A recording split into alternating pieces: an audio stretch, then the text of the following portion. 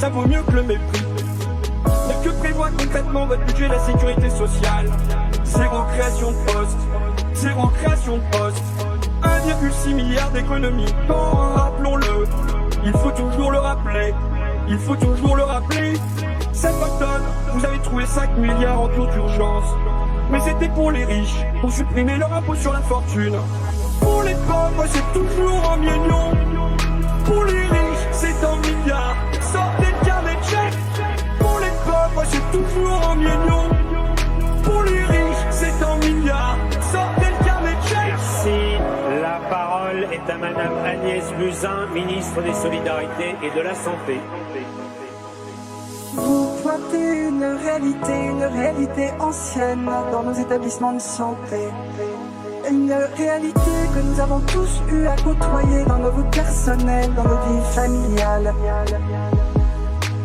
Mais j'ai aussi un profond respect pour ces fonctionnaires qui sont vraiment dédiés et totalement investis auprès des personnes malades ou auprès des personnes âgées.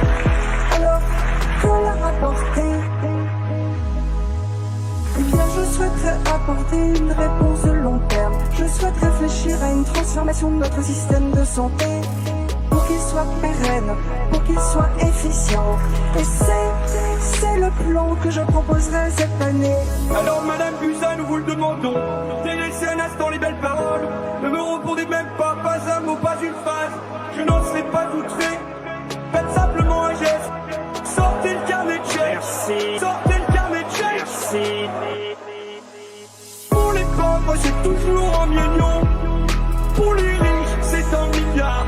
Sortez le carnet de chèques. Pour les pauvres, c'est toujours en millions. Pour les riches, c'est en milliards. Sortez le carnet de chèques. Merci. Pour les pauvres, c'est toujours en millions. Pour les riches, c'est en milliards. Sortez le carnet de chèques. Pour les pauvres, c'est toujours en millions. Pour les riches, c'est en milliards. Sortez le carnet de chèques.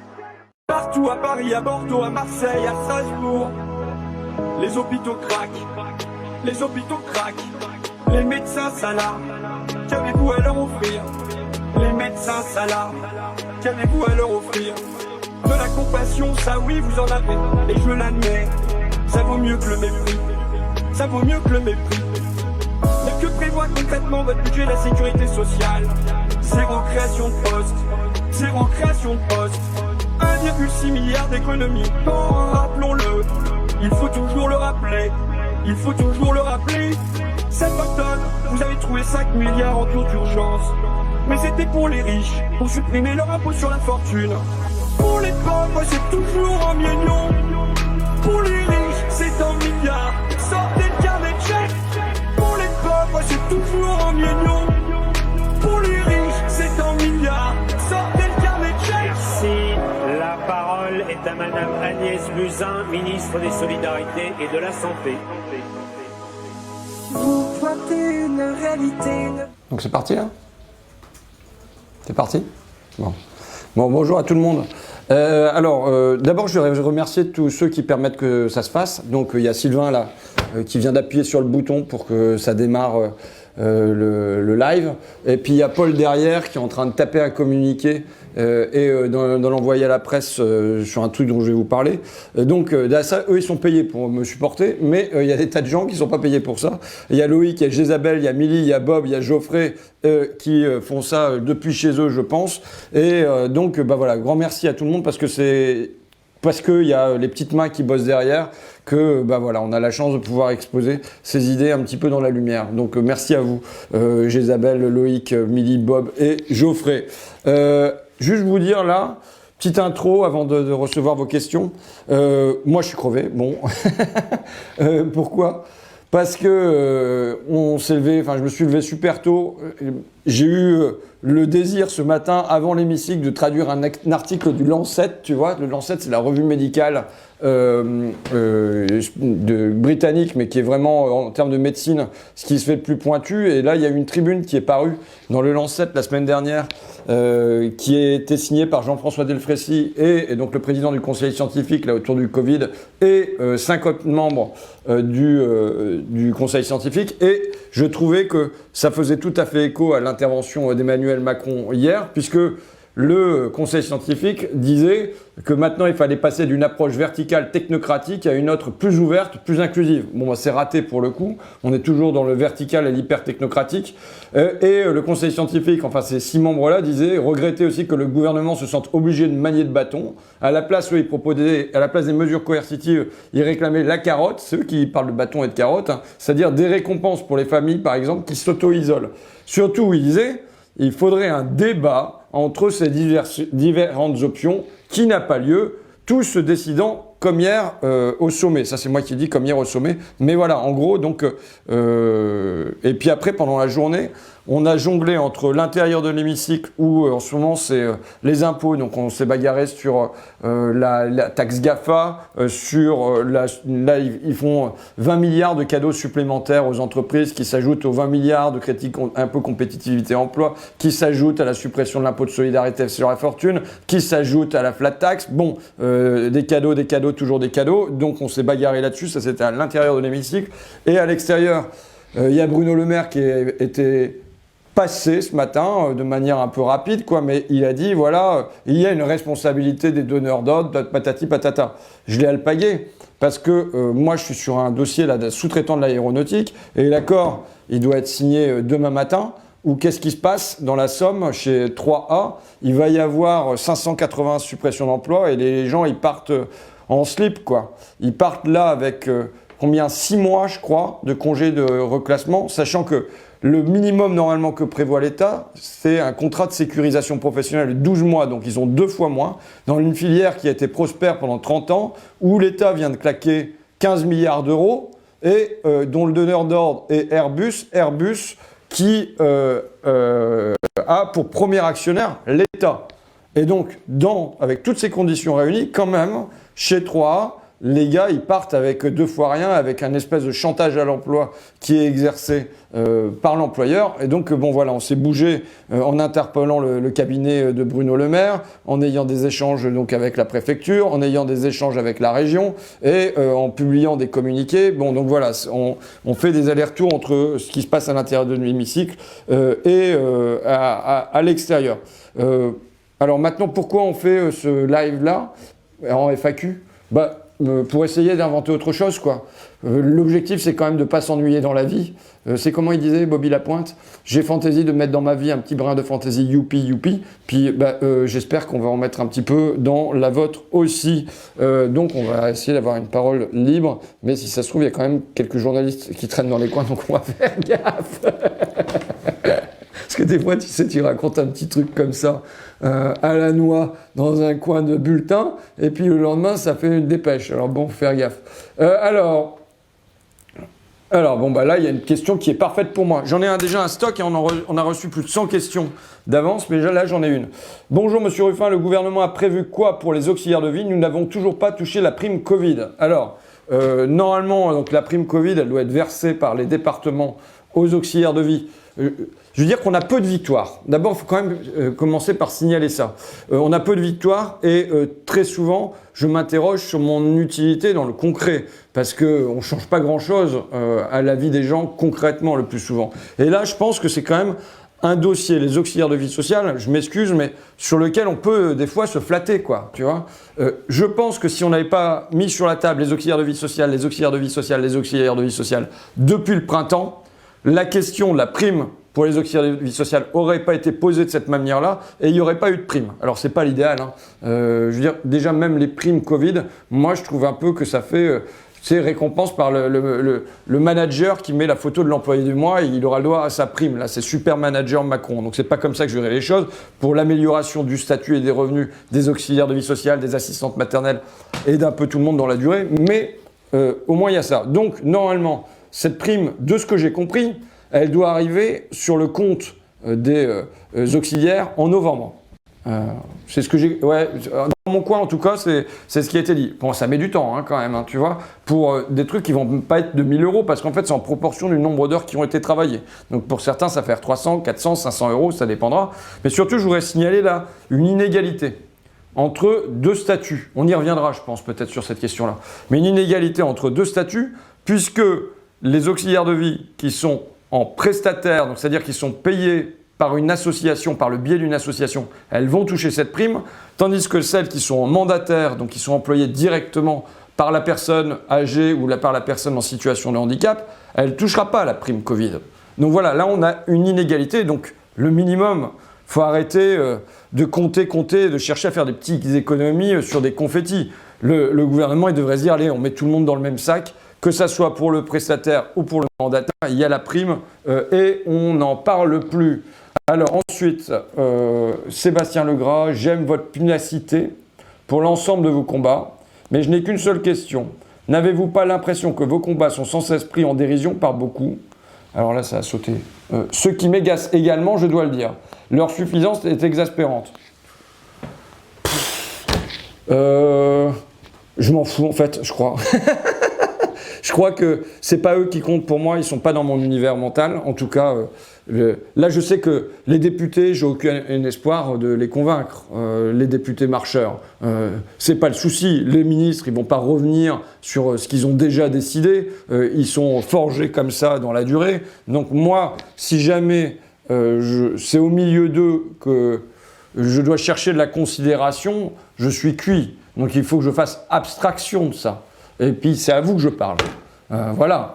Et c'est toujours à vous que je parle. Je ne vous vois pas. Ce serait plus simple si vous étiez dans l'hémicycle. Et ça me donnerait, je pense, beaucoup plus d'allant de voir des sourires, de voir des encouragements, que là, j'ai François de Rugy qui se met à côté de moi puis qui fait populiste, populiste, populiste, populiste, populiste, populiste, populiste, populiste. Il prend jamais le micro, mais par contre, il fait des petits bruits comme ça dans ton dos. Bon, c'est sans doute un comportement qu'on apprend comme ça. Bon, on s'en fout, on passe à autre chose. La dernière, elle est bien. La dernière. Alors, la dernière, elle est bien, me dit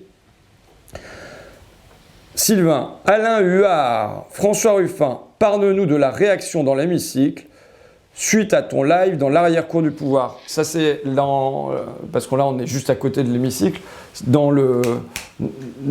avec les bagnoles, c'est ça? Je pense c'est soit les bagnoles, soit la salle de l'article 40. Ah, la salle de l'article 40. Bon, j'ai déjà parlé des bagnoles parce que je trouve ça marrant. Vous savez que j'ai fait une petite vidéo sur les voitures des ministres. C'était pendant la canicule. Et en plus, dans l'hémicycle, ça devait être de Rugy ou un autre, puisqu'il n'était pas en train de manger du homard à ce moment-là, mais il a dû dire bon voilà, il y a le réchauffement climatique, nous agissons compte, il faut faire des économies sur l'énergie, ne pas gaspiller. Et tu avais dehors toutes les bagnoles des ministres qui tournaient, qui éjectaient du carburant et qui avaient la clim à fond à l'intérieur avec les gars qui étaient là, les chauffeurs et puis les policiers, les gardes du corps.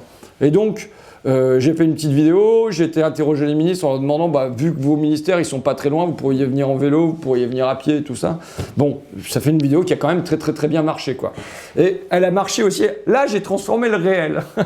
Parce que, je sais pas si tu as remarqué, mais maintenant, le mardi, quand il y a les questions au gouvernement, moi je passe toujours par la cour. Je vous explique pourquoi je passe par la cour. C'est parce qu'en fait, je ne veux pas passer par la salle des 4 colonnes avec tous les journalistes, les caméras qui se précipitent sur toi. C'est un truc qui me fait peur. J'aime pas du tout cet exercice, donc j'évite la salle des 4 colonnes et je passe par la cour intérieure. Et là maintenant, les bagnoles elles sont à l'arrêt, il n'y a plus le moteur qui tourne et tous les mecs ils sont le long du mur et finalement je me dis j'ai participé à recréer la convivialité parce qu'à la place d'être tout seul chacun dans leur voiture, le fait qu'ils coupent la clim, soit ils vont se mettre à l'ombre là. Franchement, on pourrait leur donner une salle, hein, je trouve. Mais bon, d'ailleurs, je vais revendiquer ça auprès là, de Richard Ferrand. Faudrait que j'aille les voir, les gars. Les policiers, les gardes du corps et puis les chauffeurs. J'aille les voir en demandant, mais est-ce que vous voudriez une salle à l'Assemblée nationale pendant le temps des QAG et tout ça, et faire une lettre à Richard Ferrand pour lui demander qu'il prenne en compte ça. Donc voilà, là, en même temps, je me dis, j'ai fait un geste à la fois pour le climat et pour la convivialité. Donc voilà, alors après ça c'était sur les voitures. Sur l'article 40, ils sont pas contents. Qu'est-ce que j'ai raconté? J'ai raconté qu'il y avait... En fait, surtout on a mis le doigt sur quelque chose que les autres dénonçaient déjà, puisqu'en commission des affaires sociales, à peu près tous les groupes, y compris le Républicain, Bernard Perru, je crois il s'appelle, hein, c'est bien ça. Il a dit voilà, on a un débat qui est de plus en plus restreint. Boris Vallaud, il a dit il y a une vision rigoriste de l'article 40. On devrait faire un communiqué pour dénoncer ça. Et d'ailleurs, en réunion de président, en réunion des présidents de groupe, donc ça c'est le mardi matin que ça se passe. Tous les présidents de groupe, donc soit Jean-Luc, soit Mathilde Panot qui est vice-présidente du groupe, ils vont rencontrer Richard Ferrand et puis les autres présidents de groupe, ils discutent ensemble et tous, ils ont protesté contre l'article 40 qui empêche de déposer les amendements librement, quoi, on va dire, hein, parce que tu n'as pas le droit de créer de charge et tout ça. Mais plus ça va, plus c'est une vision étriquée. Donc déjà, nous, ce qui a marché, entre guillemets, c'est qu'on se mette devant la salle de l'article 40. Ça participe en effet d'une mise en scène, de se dire, bah voilà, c'est pas seulement le dénoncer derrière un bureau, mais c'est aller montrer où ça se passe. Et ça, et puis de mettre un nom, de dire, voilà, c'est Éric Woerth qui fait ça. Il le fait pas, c'est la censure politique au nom du juridique. C'est un rétrécissement non seulement du droit parlementaire, bon, à la limite, qu'est-ce qu'on en a secoué, mais c'est aussi une manière de faire de l'idéologique en disant bah voilà, vous pouvez faire des exonérations, vous pouvez les faire, donc tu peux exonérer de cotisations les grandes entreprises, ça tu vas pouvoir le mettre dedans et le changer, mais en revanche tu vas pas pouvoir attribuer la prime Covid par exemple aux auxiliaires de vie mandataires. Tu vois, ça c'est pas possible. Donc c'est vrai que quand on a dénoncé ça, ça a fait ruer dans les brancards. Woerth, mais tant mieux, il nous fait de la pub, hein, je veux dire. Il a pris la parole dans l'hémicycle en trouvant ça scandaleux. Bon, hein, et alors ceci dit, on a objectivé le truc en termes de chiffres, puisque la première année, dans le budget, il y avait 41% d'irrecevables, il me semble. On est passé à 51% l'année dernière, on est passé à 56% cette année. Sachant que le truc le plus comique, c'est quand même que des fois, tu déposes le même amendement 2 années d'affilée. L'année dernière, le truc est recevable, tu peux faire des demandes de rapport, et cette année, il devient irrecevable, au mot près. Bon, alors, c'est pour dire, quand on vous raconte des trucs sur la Constitution, le droit, il est fait pour être tordu, de toute façon. Et eux, ils le tordent en permanence. Donc, la Constitution, c'est quand même un truc hyper élastique. Quand les gars, ils te disent la Constitution comme s'ils étaient les gardiens du temple, et puis que voilà, c'est comme ça, c'est carré, c'est droit. Attends, c'est pas les mathématiques, la Constitution. Hein. Ça s'interprète, ça s'analyse, ça se flexibilise et tout ça. Bon, voilà. Alors, est-ce que tu as une autre question à me proposer Lesquelles tu... Regarde, il y en a... Ah non, mais dis-moi, guide-moi vers celle que tu préfères. Bah écoute, t'en as une sur quelles sont les propositions sur l'écologie, Oh, bah, c'est les vaste. agriculteurs... Alors, les agriculteurs, allons-y pour les agriculteurs. Comment lutter contre la résignation des gens face à la désorganisation du gouvernement dans la crise sanitaire? Oh là, Alors, je répète la question. Comment lutter contre la résignation des gens face à la désorganisation du gouvernement dans la crise sanitaire D'abord, il ne faut pas se laisser contaminer soi-même par la résignation. Donc on essaye, tu vois. Mais c'est sûr que quand l'autre, là-haut, il te dit demain à 9h01, tu n'as plus le droit de sortir de chez toi, tu n'as plus le droit d'aller voir tes copains, on va t'amener la police chez toi pour... Tiens, je fais une petite incise, mais là, les syndicats, ils ont encore, policiers, ils ont obtenu une nouvelle prime, c'est ça? Je crois. Enfin, un nouveau truc. Bon. C'est le milliard, là, non? Hein? Non, récemment, bon, mais écoute, ça c'est presque, je ne vais pas dire ça, mais on pourrait presque dire que c'est une bonne nouvelle. Pourquoi? Hein? Une prime de nuit. Une prime de nuit, voilà, ils ont une prime de nuit. Bah oui, là ils vont avoir du boulot la nuit. Parce qu'il va falloir passer dans toutes les rues de Paris pour voir s'il y a un mec qui est dehors. Bah attends, c'est ça. C'est ça, ils vont avoir du boulot la nuit, il va falloir qu'ils fassent des patrouilles dans tous les sens pour aller voir s'il y a des mecs qui vont pisser dans l'urinoir. Bon, voilà, s'il y en a un qui a décidé de voir sa copine, tu vois, c'est criminel maintenant. Donc, là, aujourd'hui, le gouvernement, quand même, pendant la crise Gilets jaunes, il a tenu à ça. Où est-ce qu'il est? J'ai le petit bouquin qu'on a écrit avec la citation de Linda Kebab. Tu peux me filer ça? Parce que je trouve que c'est une citation qui est vraiment éclairante. Donc Linda Kebab, qui est une syndicaliste policière de SGPFO, je crois que je l'ai mis en exergue de mon petit livre « Que faire de la police ?» on a fait 10 propositions quand même sur la police. Mais on a cette déclaration de Linda Kebab. Des milliers de collègues nous disent « Il y a quelques semaines, on l'a sorti d'un pétrin au théâtre. Il y a quelques semaines, on a permis à la République de tenir debout quand sa stratégie politique était en train de faire chanceler la République. Et aujourd'hui, il se permet d'arborer un t-shirt qui nous jette à la vindicte populaire. Ça veut dire tout du rapport de force. Aujourd'hui, le gouvernement, il tient pour beaucoup par sa police. Il a tenu par la police sur la crise des Gilets jaunes. Et là, il gère la crise du Covid aujourd'hui avec l'instrument policier, avec le bâton dont parlait Jean-François Delfrécy, le président du conseil scientifique, là, et ses 5 collègues. C'est le bâton.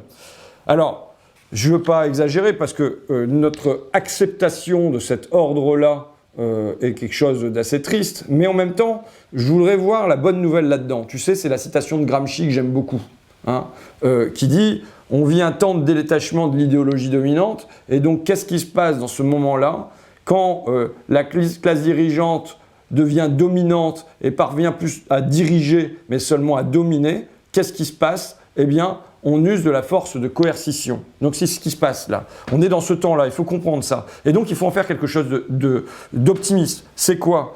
C'est que les gens ne croient plus au fond au discours qu'on nous sert toute la journée dans l'hémicycle.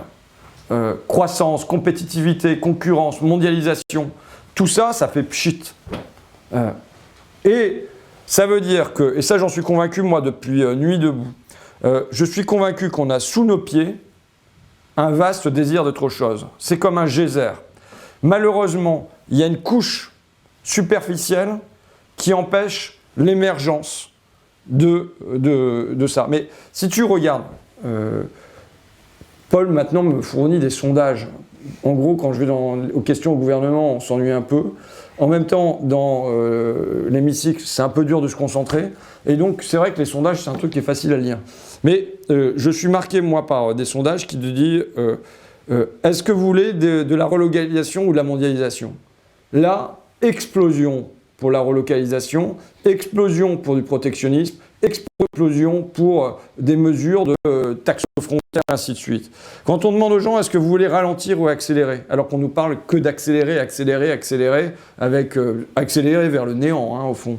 Eh bien, les gens, ils disent, nous, on veut ralentir. Quand on demande aux gens, alors, quelle maison vous voudriez? Est-ce que vous voudriez de la domotique avec des tas de trucs qui se font automatiquement, de l'hypertechnologie dans la maison, ou est-ce que vous voulez un jardin? Les gens, ils s'en fichent. Ça vient en 17e ou 18e position, la domotique. Ce qu'ils veulent, c'est un jardin. Donc ça veut dire que, profondément, il y a ce désir d'autre chose. Mais il y a la chape de plomb d'un discours, mais c'est pas qu'un discours. C'est là où il faut pas... Je pense que leurs idées sont mortes. Et même dans l'hémicycle, tu vois, c'est incroyable comme ça ronronne. Il est démontré que les baisses d'impôts, c'est pas ça qui va faire des relocalisations, c'est pas ça qui va nous sortir du pétrin dans lequel on est. On a des preuves maintenant de ça avec le crédit impôt compétitivité emploi, même par le rapport rendu par France Stratégie sur l'impôt de solidarité sur la fortune, on a des preuves. Mais ils continuent avec leur ronron, ça va permettre de... Mais plus personne n'y croit. Mais ceci dit, il faut bien voir que l'ordre, il tient pas seulement par les idées et par les mots. Il tient parce qu'il y a des forces sociales qui ont intérêt à que ça continue dans la même direction. Et il est évident que les forces sociales de l'argent, les forces sociales qui soutiennent Macron et qui soutiendront le Macron de remplacement si jamais il y a besoin, elles sont puissantes dans le pays. Elles parlent à travers des journaux, elles parlent à travers la télévision, elles parlent à travers la radio. Et donc tout ça, ça fait une puissante chape de plomb qui empêche l'émergence d'un désir d'autre chose. Alors, je suis long, c'est ça, dans mes réponses ou ça? Non. Ça va, je sais pas, parce que ils me disent, les copains, là, ils me disent, on va faire une FAQ. Moi, je suis un vieux quand même. Bon, ok, on va faire une FAQ, mais tu peux prendre du temps. Moi, je sais pas comment ça fonctionne, donc vous me dites si jamais c'est trop long, c'est pas dans le format et tout ça. Non, mais après, Mais tu fais ce que tu veux. on revient sur les agriculteurs. Ouais, vas-y. Alors, bonjour Marco Morette, bonjour Monsieur Ruffin. Si on parlait un instant des agriculteurs qui crèvent de faim et qui se flinguent ensuite. Alors d'abord, il faut savoir que c'est vraiment le dossier que j'avais pris à bras-le-corps au début de mon mandat. Hein. Alors, on peut toujours se trouver des trucs, ah ben voilà, c'est parce que je suis d'origine paysanne, ben c'est qui est vrai, mais je veux dire, chez les grands-parents, rares sont ceux d'entre vous qui n'ont pas un grand-père, une grand-mère qui a été paysan. Voilà. La France a été rurale pendant très longtemps, donc mes grands-parents étaient des tout petits paysans, bon voilà. Maintenant, et puis mon père, bon, il était cadre chez Bonduelle, donc ce qui est encore lié par l'industrie agroalimentaire, mais ce qui est encore lié à l'agriculture. Mais c'est pas vrai que c'est pour ça que je me suis saisi des états généraux sur l'alimentation, c'est une espèce de hasard. C'est que au début du mandat, tu sais pas trop quoi faire, et boum, tu as un dossier qui te tombe, tu es plein d'énergie parce que tu n'as pas encore 157 dossiers, donc tu peux te concentrer dessus. Mais l'évidence, c'est que depuis les accords de Marrakech de 1994, on peut remonter même avant, mais on a fait entrer l'agriculture dans la machine à laver, la mondialisation. Et que depuis ce moment-là, ça ne peut aller que vers le bas. De quoi a besoin l'agriculture? Alors moi je suis pour une exception agriculturelle, tout comme on a eu une exception culturelle, c'est-à-dire faire sortir l'agriculture des accords de libre-échange. Il ne doit pas y avoir... si on a besoin d'apporter des produits, on les importe, hein, il ne s'agit pas de fermer les frontières, mais ce qu'on peut produire chez nous, des pommes de terre, des betteraves, on le produit chez nous. On n'a pas besoin d'importer. Même Bruno Le Maire, j'avais ressorti une citation de Bruno Le Maire quand il était ministre de l'Agriculture en disant c'est complètement aberrant ce système où on fait importer des pommes du Chili qui font 3000 km. Mais si on ne veut pas de ça, il faut dire qu'on n'en veut pas, il faut réguler. Au fond, moi, je suis pour une économie régulée en général et en particulier dans l'agriculture. Et la régulation, là, dans l'agriculture, il ne s'agit pas de faire des soft-causes et des call-causes et de tout nationaliser. Mais c'est quoi? C'est de reprendre des outils qu'on a utilisés pendant des décennies. C'est quoi comme outil? Quota d'importation, quota de production, coefficient multiplicateur. Le coefficient multiplicateur, c'est quand on dit, bah voilà, quand ça revient quand le supermarché paye 60 centimes le kilo de carottes, je dis bêtises, hein, bah, il n'a pas le droit de le vendre plus de 3 fois plus cher dans son magasin. C'est ça un coefficient multiplicateur. Donc quota d'importation, quota de production, coefficient multiplicateur et enfin, et ce n'est pas le moins important, des prix planchers. Il doit y avoir une garantie de prix pour les agriculteurs. Alors maintenant, ce qui se passe, c'est que et ça, c'est ce qui doit nous différencier de eux, des dirigeants depuis 30 ans, à jamais. C'est qu'ils croient en permanence à la main invisible du marché. Et que cette main invisible du marché, il faut toujours plus la libérer. Comme si elle était celle qui allait venir arroser, qui allait faire moissonner et tout ça, alors que c'est ça qui met des baffes dans la tronche, quoi. Donc, qu'est-ce qu'ils ont fait? Par exemple, sur le lait, ils ont supprimé les quotas de production. Avant, il y avait un quota pour la France et on répartissait, selon les agriculteurs, qu'est-ce qu'ils avaient le droit de produire comme litre de lait.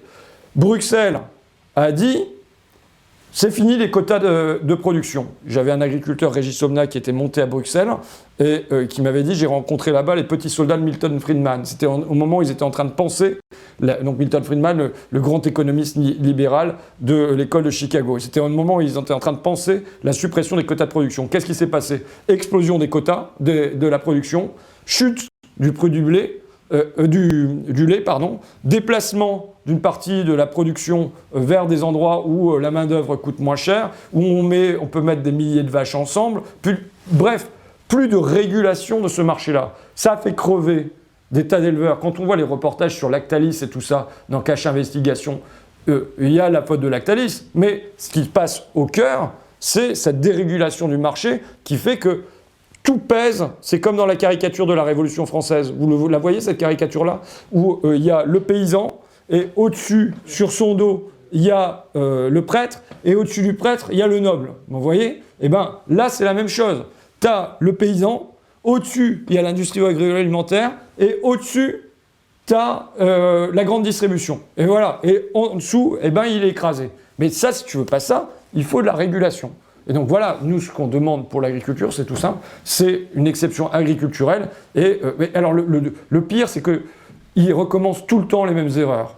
C'est pas un problème pour eux. Donc, d'ailleurs, ce n'est pas une erreur, puisque ce sont des idéologues, ce sont des dogmatiques. Vous savez, le pragmatisme, je suis convaincu qu'il est chez moi. Je suis convaincu d'être quelqu'un de très pragmatique. Et je vois leur dogmatisme en face. Et là, ça envoie les éleveurs laitiers droit dans le mur. Qu'est-ce qu'ils font derrière?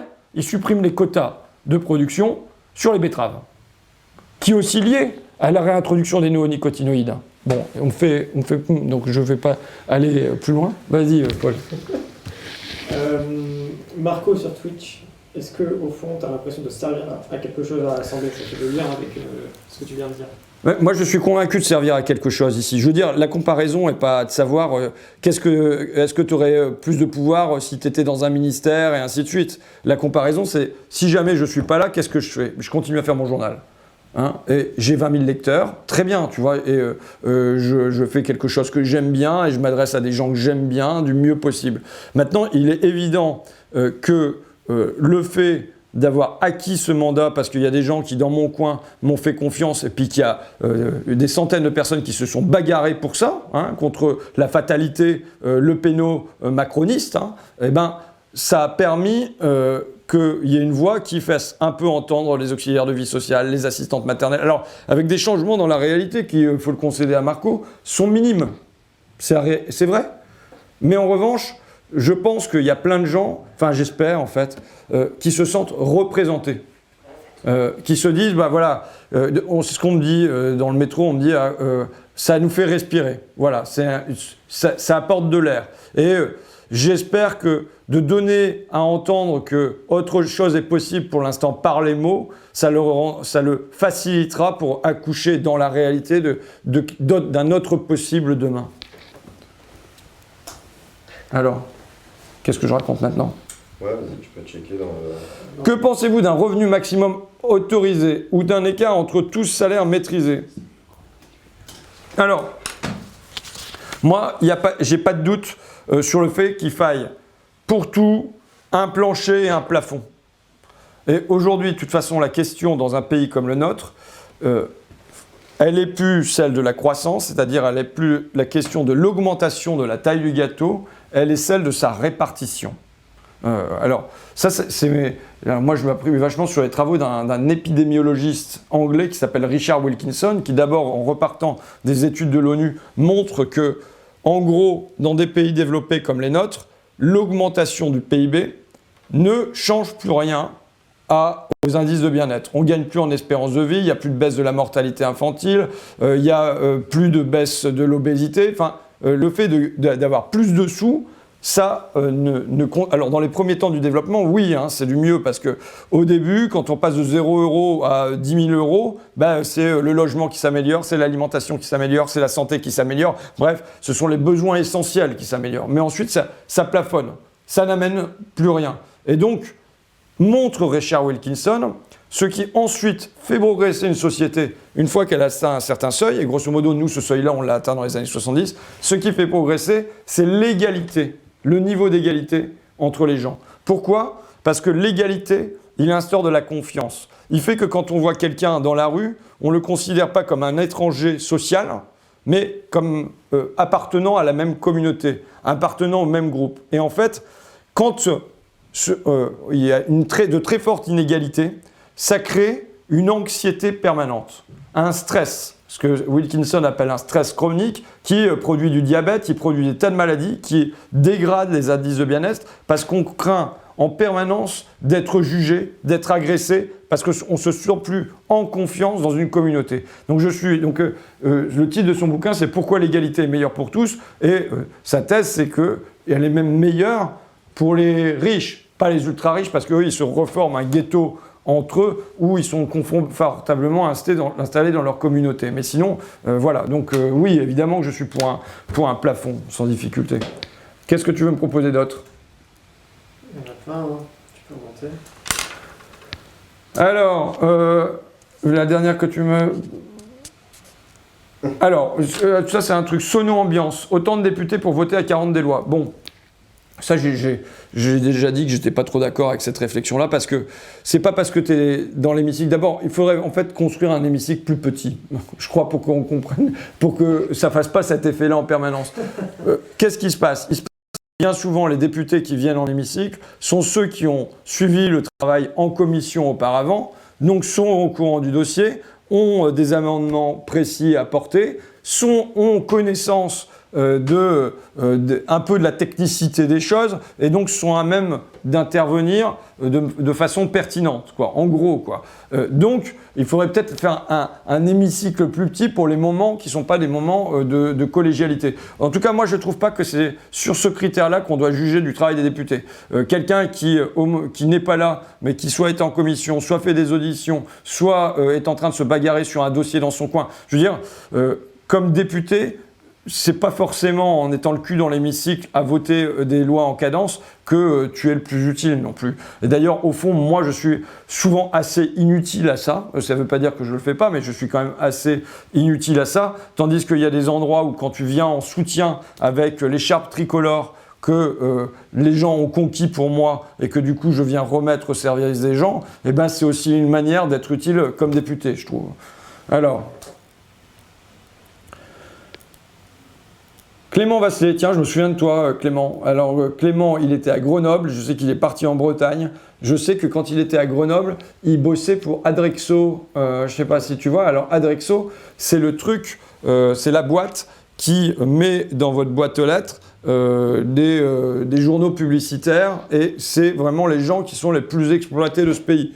Et donc, ils reçoivent des tonnes et des tonnes de journaux qui plient à leur domicile avec leurs femmes, leurs enfants, tout le monde, toute la famille s'y met, ou alors dans un garage, ils font ça. C'est du temps de travail qui souvent n'est pas compté. Et ensuite, ils vont porte à porte glisser ça dans les boîtes aux lettres. Donc c'est vraiment un boulot qui est... Alors, il faut savoir que je suis très fier de nous, dans la Somme, là, de mon équipe, puisque nous, on boite le journal de députés. Là, on a fait 70 000 foyers, il me semble. 70 000 boîtes aux lettres qui ont été faites sans passer par Adrexo ni par Mediapost, hein, par nos militants. Donc c'est une grande fierté. Bon, c'était pas la question de Clément.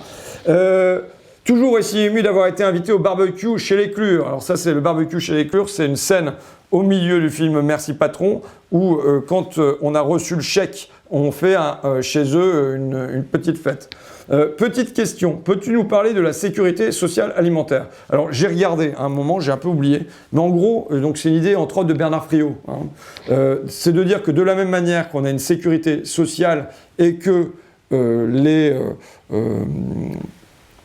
la santé, c'est quelque chose qui est socialisé, qui est mis en commun, c'est la communauté nationale qui prend ça en charge, on cotise, mais ça nous revient de manière un peu plus égalitaire. Et ben, de la même manière, on pourrait faire la même chose pour l'alimentation, donc cotiser un petit peu davantage et faire qu'en retour, on ait un espèce de chèque pour peut-être de la bouffe de proximité, des choses comme ça. Donc j'ai un peu regardé.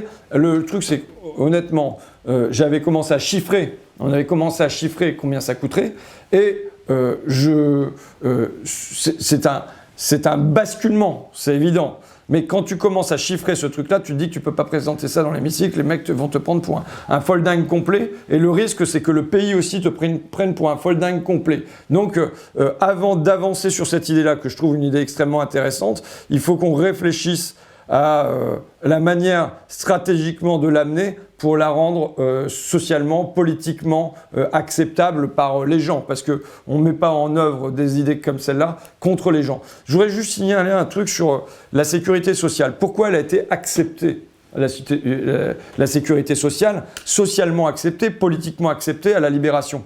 C'est aussi parce que pendant des décennies, il y a eu des militants qui ont mis en place dans leur entreprise des caisses de solidarité, des débuts de mutuelles, et bon, qui fait qu'en 1940, on avait un tiers des salariés qui étaient couverts.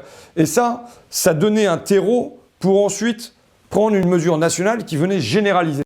Je dis ça parce que c'est vraiment le mouvement qu'on doit avoir sur l'ensemble des projets. C'est-à-dire de ne pas opposer le bas et le haut, mais de faire qu'il y ait des tas d'initiatives qui germent en bas, mais sans qu'on se contente, là, hein, du côté localiste, on fait ça entre nous, c'est très bien, le colibri qui apporte sa goutte. Oui au colibri, mais si à un moment le colibri il pense aussi à comment je peux généraliser ça à l'ensemble de la nation. Et je pense que peut-être qu'il nous faudrait des expériences de sécurité sociale alimentaire locale pour qu'ensuite on dise voilà, ça a marché, et qu'on vienne prendre appui là-dessus pour dire ça peut être généralisé, vous voyez ? Alors, ensuite, t'en as une autre chose? Non. Alors, peut-on lire des poètes pendant les discours politiques? C'est-à-dire, est-ce qu'à la tribune, on peut lire des poèmes? Bah, il me semble, ça m'est arrivé, j'ai même fait une parodie de Cyrano de Bergerac, il n'y a pas de difficulté à ça. Est-ce que monsieur Philippe Zapla, excusez-moi, eh bien, il aurait des propositions de poèmes à me faire lire à l'Assemblée nationale? Mais il y a une très grande liberté. Je veux dire, aujourd'hui, j'ai quand même traité les députés de carpettes, de paillassons.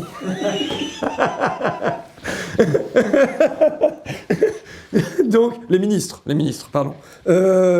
Et je le pense. Ouais, si. C'est Ah, arrivé pour les députés aussi. Pour les députés, Ouais. pour les députés aussi. Bon, des fois, je fais pas dans la nuance, on va dire. Donc, il y a quand même une grande liberté de parole dans cet hémicycle. Donc voilà, il n'y a pas de raison que on puisse pas faire des rimes avec paillasson. Voilà. Que pensez-vous des masques DIM distribués à l'école et qui seraient toxiques? Bah d'ailleurs, c'est sur ça que il me semble que j'ai traité de carpette.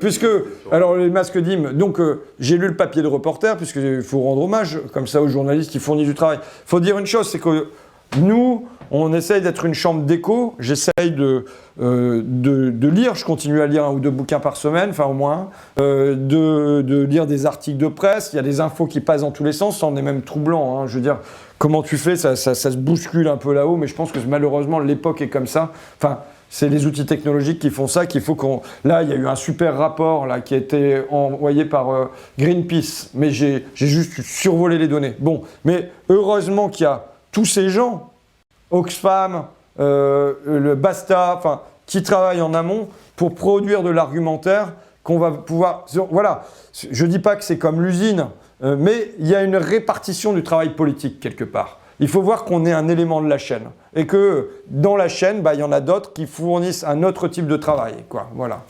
Donc les masques DIM, qu'est-ce que j'en pense? Et en plus, il faut savoir que ces masques sont fabriqués en Roumanie. Hein. Alors, qu'on ne vienne pas me faire raconter que c'est en baissant les impôts, la contribution économique territoriale de 3% à 2% qu'on va relocaliser les masques. Hein. Alors que le salaire roumain, il est en moyenne, le salaire moyen, pas le salaire minimum, il est à 500 €. Chez nous, il est à un peu plus de 2000 €, je crois, le salaire moyen. Donc bon, voilà.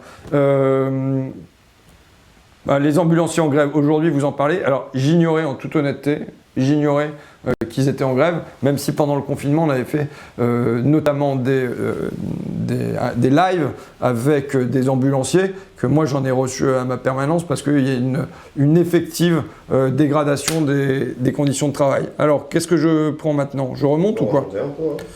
Sinon, je peux en prendre un peu de là, dans ce qu'on m'avait filé. Alors ça, j'ai fait, puisque j'ai fait un petit bout sur la police. Alors, Julien de Périgueux. Y a-t-il dans le lot des députés LREM avec qui il est possible de travailler sur des réformes réellement de progrès social? Bon, je veux dire que moi, je sépare l'individu de la fonction. Que quand bien même je mets en cause les carpettes et les paillassons, quelque part en moi, ça ne met pas en cause l'individu. Ce qui peut être en dehors de l'hémicycle, une fois qu'il retire son étiquette, qui va conduire ses enfants au match de basket le samedi, et ainsi de suite. Donc je m'applique à distinguer les deux. Maintenant, il faut voir que plus ça va, plus j'ai l'impression aussi qu'il y a ce risque-là, c'est qu'on finit par s'identifier à sa fonction et à son appartenance. Et que je pense que des dialogues qui étaient possibles à la buvette avec les parlementaires En Marche au début du mandat, où voilà, il y avait une certaine élasticité, des interrogations, du doute, et on parvenait à se parler entre humains quelque part. Je pense que ça a disparu parce qu'il y a quelque part les lignes, elles se figent. Et peut-être chez moi aussi, il ne faut pas le... Et bon, et de toute façon, quand bien même il y aurait des doutes, qu'est-ce qu'on fait là, machin. Alors en fait, je ne suis pas vraiment d'accord avec ce truc-là que Macron il va faire, l'impôt de solidarité sur la fortune, je me pose des questions. Bon, mais une fois que les mecs ils rentrent dans l'hémicycle, ils ont beau avoir raconté tout ce qu'ils veulent à la buvette, ils vont voter, blum, quoi. Alors ce matin, je ne sais plus, je crois que c'est un amendement d'ailleurs d'une ancienne marcheuse, Émilie Cariou, c'est ça, c'est Émilie son prénom, Oui. Bon, Madame Cariou en tout cas, qui voulait conditionner la baisse de la contribution économique territoriale. Je rappelle quand même que c'est un cadeau de 20 milliards d'euros que vous allez faire, les copains. Bon, voilà, je veux dire, ça serait 20 milliards d'euros sur les auxiliaires de vie sociale, vous les entendriez brailler pendant 6 mois. Là, je dis toujours, pour les pauvres, ça se compte en millions, pour les riches, ça se compte en milliards. Bon, donc, on a déposé des tas d'amendements, puis il y en a un sur lequel elle a demandé un scrutin public. Alors, j'explique, tant qu'on y est, les deux types de votes. Il y a les votes ordinaires sur tous les amendements, ça passe, tu lèves ta main, le président il lève à peine le nez pour voir qui a voté, que déjà c'est rejeté en général parce que c'est quand même l'opposition qui pose des amendements. Donc, j'ai mon machin micro qui est tombé par terre. Bon voilà, et t'en as où tu dis ah tiens c'est un vote un peu plus important, donc tu remplis une feuille rose. Tu remplis une feuille rose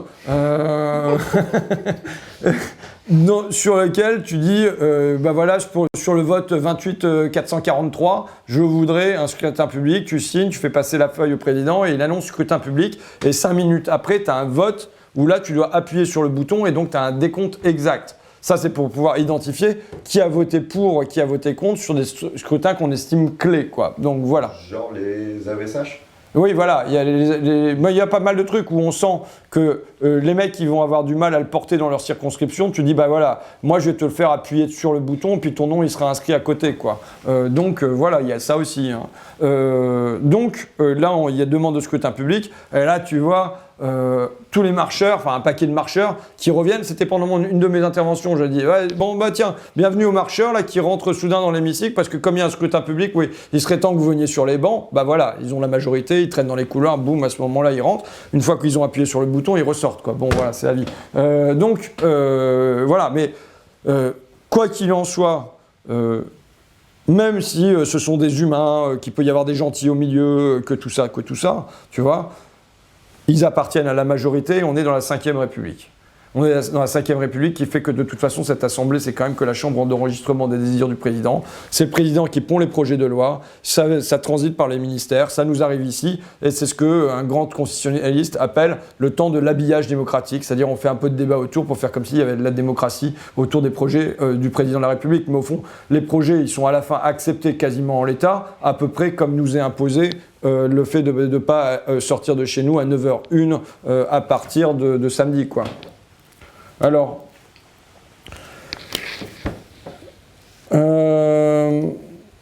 en 2017, ton combat aux législatives était de regagner du terrain sur l'extrême droite. Quel bilan fais-tu? Comment faire pour qu'elle ne regagne pas en popularité et comment démontrer son imposture? D'abord, moi je dis qu'aujourd'hui encore, on doit avoir pour objectif d'ouvrir un chemin d'espérance entre l'extrême droite et l'extrême argent. Pour les mois à venir, ça doit être notre obsession, ouvrir un chemin d'espérance entre l'extrême droite et l'extrême argent. Comment c'est Kropotkin qui disait la colère fait les révoltes, seule l'espérance fait les révolutions. Et je crois que de toute façon, là, ce qui manque dans le pays, c'est l'espérance. C'est l'espérance qu'il suffirait qu'il y ait une lumière au bout du tunnel, tu sais, quand tu patines, tu sais pas ce que tu dois faire et puis tout ça parce que tu es dans le noir. Mais si tu as une lumière qui s'allume, tu te diriges vers la lumière. Donc ce qui nous manque là, c'est la lumière. Bon, alors quel bilan fais-tu sur l'extrême droite? Comment faire pour qu'elle ne regagne pas en popularité et comment démontrer son imposture? Déjà, il y a quand même... sur l'imposture de leur travail ici, c'est quand même assez facile à faire. Hein. Statistiquement, quand on voit, peut-être qu'ils vont se prétendre social, sans doute, à la prochaine élection, sur les retraites, ils ont fait une prise de parole ou pas? Non. Il me semble qu'on avait regardé et il me semble qu'il n'y avait rien. Alors après, ils n'ont pas de groupe parlementaire. Ouais, mais c'est pas grave. Tu vois, tu peux quand même déposer des tas d'amendements. Nous, on en dépose. Là, Marine Le Pen vient d'annoncer que pour le programme de 2022, en gros, ça ferait plus partie. La retraite à 60 ans ferait plus partie du programme. Bon, d'accord. Donc, ils enlèvent la retraite à 60 ans. Moi, je pense que c'est un truc sur lequel il faut rester accroché. Il y a des chiffres comme ça 40 ans de cotisation, 60 ans. C'est des marqueurs. Et de toute façon, il faut aller vers une répartition du temps de travail. Alors, je passe à un autre truc, mais la répartition du temps de travail, il ne faut pas la penser, à mon avis, aujourd'hui en termes de diminution d'heures dans la semaine. je pense que ça, c'est plus audible par les gens. Et c'est pas sûr que le passage de 39 à 35 heures ait produit en soi un grand sentiment d'amélioration. Je pense qu'il faut penser la diminution du temps de travail sur l'ensemble. C'est-à-dire rentrer plus tard possiblement dans la vie active en ayant tout un temps flou, couvert par une espèce de sécurité sociale de la jeunesse, tu vois. Alors là, ça, on rejoint un autre de mes trucs, mais voilà, tu vois, que ça soit couvert à ce moment-là, qu'il puisse y avoir des allers-retours entre le travail et autre chose, que quand tu as un gamin, tu puisses prendre 1 ou 2 années. J'ai vu que j'avais une question sur les aidants, par exemple. Tu vois, on a eu tout un débat sur le congé de deuil pour les enfants. Tu sais, ils avaient encore réagi comme des bourrins. Non, on donnera pas on passera pas, il me semble, de 7 à 12 jours. Quand tu perds ton gosse, ils voulaient pas, ça allait coûter trop cher aux entreprises et ça allait nous faire perdre en compétitivité. Tu vois, à quel point ils sont tarés. On te parle d'un gamin de parents qui perdent leur enfant. Je crois pas qu'il puisse exister un drame plus terrible. Rien que d'y penser, c'est effrayant. Et ces gens-là, ils te répondent compétitivité. Ce sont des monstres. Ce sont des psychopathes de la concurrence, quoi. Ce sont des robots. Bon. Et donc, suite à ça, bon, ils étaient quand même revenus dessus. Et je crois qu'après ça, le combat, il ne doit pas être de se demander est-ce que le cercueil il doit être payé. C'est plus ça. C'est avant le décès. C'est-à-dire qu'il faut bien voir que, alors, il y a des décès brutaux. On est dans des trucs là lourds. Mais il y a aussi, c'était surtout les associations qui nous avaient interpellés là-dessus, les gamins qui souffrent du cancer, de leucémie, de tout ça, où il y a des mois et des mois d'accompagnement par les parents. Et en fait, là, ce qu'il faut couvrir, c'est ce temps-là, d'aidant, où c'est pas possible de continuer à aller au boulot et à jongler de cette manière-là. Donc il faut sécuriser ton travail pour pas que tu te fasses licencier pendant ce temps-là, pour pas que tu le perdes à la sortie. Tu dois avoir un revenu minimum qui doit être donné par la sécurité sociale. Enfin voilà, je pense que du coup dans la répartition du temps de travail, dans la diminution qu'il nous faut avoir, Keynes pensait qu'à la fin du XXe siècle, on travaillerait moins de 20 heures par semaine. Et ce qui fait qu'on travaille beaucoup, c'est aussi qu'on nous réinvente de nouveaux désirs en permanence. Donc il faut rompre avec cette logique de consommer plus, voilà, donc bon, ça rejoint l'histoire de 6G. Est-ce que tu en as une autre à me suggérer, Paul? Quand tu veux, il y en a pas mal là.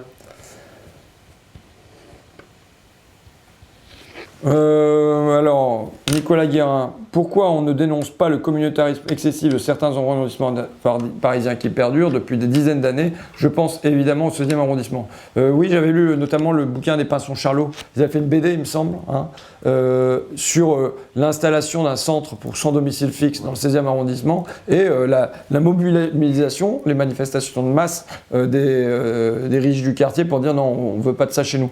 Donc oui, bon, enfin, c'est marrant, quoi. Comme renversement, évidemment, il faut renverser ce terme séparatisme, sachant que pour moi, rien que parfois dénoncer le séparatisme, c'est une manière de séparer. Mais bon, enfin. Jérémy Gassini, bonjour François Ruffin, comment votre attaché parlementaire va-t-il tenir sans sa bière de 21h30? C'est qui? C'est toi, Sylvain, ça? Il y en a qui te connaissent bien. De toute façon, on va arrêter avant 21h30. On avait dit qu'on faisait 1 heure de... C'est ça, hein? Alors, à quand un film Rico Vador? À quand un film dans l'esprit de Merci Patron, mais sur Amazon? Il y a un truc à faire. Fais-le avec Michael Moore, c'est enverré du plâtre. Alors, moi, là d'ailleurs, tiens, je peux peut-être faire cette confidence-là. Hein Si, bah là, on se balance. 50 minutes, là, il n'y a plus de journalistes par là. Non, là, on est en tournage et on termine la moitié du montage d'un film autour des métiers du lien, donc auxiliaire de vie sociale et accompagnante d'enfants en situation de handicap essentiellement, mais assistante maternelle, puis infirmière et tout ça, avec Gilles Perret. Donc on reprend la team de Jeux du Soleil, et donc on est là-dessus. Bon, maintenant, je vous avouerai que... alors, je pense que celle qui devrait faire ce film-là, tu vois, c'est Leïla Chebbi. Qui est parlementaire La France Insoumise là à Bruxelles, qui là fait une tournée de tous les entrepôts Amazon et qui bosse aussi beaucoup sur Uber. Mais ça, je pense que voilà. Après, faut beaucoup de chance pour arriver à Merci Patron, pour aller toucher, pour que Jeff Bezos envoie depuis les États-Unis des gros chèques aux salariés de Amazon. Alors, est-ce que j'en prends une Ouais, il reste 5 minutes. Encore une ou deux. Allez, encore une ou deux. Je vois, alors qui est-ce qui m'envoie ça? Michel Boucaud, retraité. Ne pensez-vous pas que si l'on refondait l'éducation en apprenant d'abord la coopération versus la compétition, on redonnerait vie et goût à la citoyenneté, à la fraternité, à la justice sociale, au respect de l'environnement et plus globalement à la vie en société versus le libéralisme libertarien qui est à l'œuvre? Ce que je veux dire sur l'éducation, c'est que il y a sans doute, enfin à coup sûr, il y a des réformes, des choses à changer, on va dire, parce que réforme, tu vois, c'est des trucs que tu n'oses même plus employer. Je rappelle quand même que le mot réforme, d'abord moi je me situe comme étant un réformiste révolutionnaire, c'était ce que Jaurès s'intitulait comme ça. C'est quoi un réformiste révolutionnaire? C'est quelqu'un qui considère qu'il faut prendre les petites victoires que tu peux avoir, les pas qui vont dans la bonne direction, et que le fait d'avoir des petites conquêtes comme ça, c'est ce qui donne au peuple confiance en lui et conscience de sa force. Donc, et qui du coup peut amener faire des sauts plus importants. Donc voilà, moi je me situe vraiment comme étant un réformiste révolutionnaire. Et à propos de réforme, il faut savoir que dans les années 70, le mot réforme était un mot positif. La CGT ne cessait de dire qu'elle réclamait des réformes, des réformes, des réformes. Et ils appelaient les projets du gouvernement, qui n'osaient pas s'appeler réformes à l'époque, ils les appelaient des contre-réformes. Parce que c'était des modifications mais qui allaient dans le mauvais sens, donc c'était des contre-réformes. Et voilà, c'est l'un des mots qu'ils ont réussi à saisir, à gratter, à retourner, à récupérer, et qui deviennent presque imprononçables aujourd'hui. Donc voilà, donc il y a tout un langage comme ça. Il y a des mots qu'on doit s'éviter d'employer, charge, mais il y a des mots aussi qui nous ont volés. Bon, alors ça c'est une bataille sur le langage, mais c'est pas rien. Et donc, il y a sans doute des modifications à faire sur l'école. Maintenant, je veux dire que on ne peut pas attendre de l'école qu'elle permette tout si jamais on fait autour une société de merde. Tu vois, tu peux pas dire ah bah l'école il faut qu'elle élève bien nos enfants, il faut qu'elle les apprenne dans le rapport aux écrans. Si autour il y a des écrans tous azimuts, si les gamins ils vont passer 2, 3, 4 heures sur internet et sur la télé, si ils avalent des publicités dans tous les sens et que on permet qu'il y ait des publicités sur les chaînes, bon, et alors il faudrait qu'ils apprennent à bien manger à l'école, mais qu'on permette quand même qu'ils s'avalent des doses de publicités qui font de la pub pour des trucs que je bouffe aussi, mais qui sont pas particulièrement, tu vois, qui sont la malbouffe quoi. Donc tout est comme ça. Aujourd'hui j'ai l'impression qu'on voudrait non seulement que l'école soit une île de sainteté au milieu d'un océan de merde, mais qu'en plus, on espère que parce qu'on donne une bonne conscience sur ce temps d'école, ça vienne contaminer l'océan de merde. Ben non, c'est pas possible. Je veux dire, à un moment, il faut transformer l'univers autour de l'école, parce que le risque, c'est pas la contamination dans ce sens-là, c'est aussi que le dernier, ou l'un des derniers îlots préservés, eh ben, il soit englouti par toute la merde qu'il y a autour. Donc voilà, aujourd'hui, il faut lutter pour que cet îlot il soit le moins englouti par encore plus de compétition, encore plus de concurrence, bon, et par le numérique, parce que ça y est, là, tu vois. Ça distribue de l'iPad là dans les lycées. Ça distribue l'iPad dans les lycées. Bon, bah, tu vois, mon gosse, il est au collège, et puis ma petite, elle est en primaire. Donc, mais voilà, on voit très bien, je dis ça, mais l'usage... Ils le disent d'ailleurs, comment il s'appelle là, le gars, Cédric O, secrétaire d'État au numérique. Et il dit il faut profiter de la crise pour en faire un accélérateur. Bah oui, et là ils veulent balancer du numérique tous azimuts. Et je rappelle toujours qu'il y a plein d'écoles dans la Silicon Valley, là où sont les Mark Zuckerberg, Bill Gates et compagnie, qui sont des écoles sans écran. Bon voilà, c'est-à-dire les riches, ils auront le droit du lien humain, et nous, nos gosses, ils auront du distanciel, du numérique, comme nous on fait là, c'est sympa 1 heure, mais enfin on ne voudrait pas vivre comme ça quand même. On arrête là ou quoi? Je vais prendre la dernière de dernière. Quand dormez-vous? Alors j'ai un problème avec le sommeil, ça c'est clair. Non, j'ai un gros problème de sommeil, voilà. Je me réveille très très très tôt le matin, et le problème que j'ai, c'est que quelle que soit l'heure à laquelle je me couche le soir, je me réveille quand même très très tôt le matin. Or, ici, l'Assemblée nationale, c'est un lieu où on ne peut pas se coucher tôt le soir. d'autant que je dors dans les bureaux souvent là, à côté. Et ça sonne le soir. Même si tu décides de ne pas aller en séance, ça sonne pour dire scrutin public, la séance est prolongée, elle est suspendue, alors on revient en séance. Ça sonne, ça sonne, ça sonne. Il y a le système d'aération, je ne sais pas, mais je ne l'aime pas. Bon, voilà. Et donc, dormir le soir, ici, c'est dur. Donc, malheureusement, je m'endors tard et j'arrive pas à me lever. Mais maintenant, j'ai quand même trouvé un truc. Donc, on utilise dans l'équipe beaucoup de fils Telegram. C'est quand même notre outil. Donc, Telegram, c'est une application genre WhatsApp, pour ceux qui ne savent pas, mais c'est grosso modo la même chose. Donc, ceci dit, il paraît que c'est plus sécurisé que ne les WhatsApp qui est aux mains des Américains. Bon, j'en sais rien. Bon, en tout cas, on est là-dessus. J'ai quand même appris là-dessus à faire planifier. Je pense que c'est un soulagement pour mon équipe. Planifier, c'est-à-dire qu'il y a une petite flèche où on peut dire à quelle heure le message sera envoyé. Pour pas envoyer des messages à 4h31, on peut quand même attendre 5h30. Et aussi pour faire que le week-end, on n'envoie pas de messages. Donc, on essaye dans la mesure. Alors, il y a toujours le week-end, je le dis comme ça dans notre fonctionnement d'équipe, il y a une personne qui dans l'équipe est d'astreinte, de permanence, un peu comme les flics, quoi, ou les pompiers, ou l'hôpital. Mais voilà, il y a une personne dans l'équipe qui est d'astreinte. Si jamais il y a une urgence ou s'il y a un déplacement, s'il y a quelque chose à faire, eh ben, je sais que c'est cette personne-là que je peux déranger. Sinon, on essaye d'avoir vraiment le temps de déconnexion numérique et en tout cas je m'efforce de ne pas envoyer de message le week-end. Voilà. Bon bah écoutez, je sais pas, c'était sympa comme truc, moi j'ai bien aimé. Non, c'est vrai. Ces questions, ça sert de tremplin, on voit qu'on peut raconter un peu n'importe quoi, c'est pas mal. Bon bah merci beaucoup à vous et puis merci, je redis merci aux camarades. Alors j'avais la liste, mais Geoffrey, Jésabelle, Milly, Bob et Loïc qui ont assuré derrière l'écran. Merci à vous toutes et tous et puis à la prochaine. Je trouvais que c'était sympa et puis pas trop stressant. Partout à Paris, à Bordeaux, à Marseille, à Strasbourg, les hôpitaux craquent, les hôpitaux craquent, les médecins s'alarment, qu'avez-vous à leur offrir? Les médecins s'alarment, qu'avez-vous à leur offrir? De la compassion, ça oui, vous en avez, et je l'admets, ça vaut mieux que le mépris, ça vaut mieux que le mépris. Mais que prévoit concrètement votre budget, la sécurité sociale?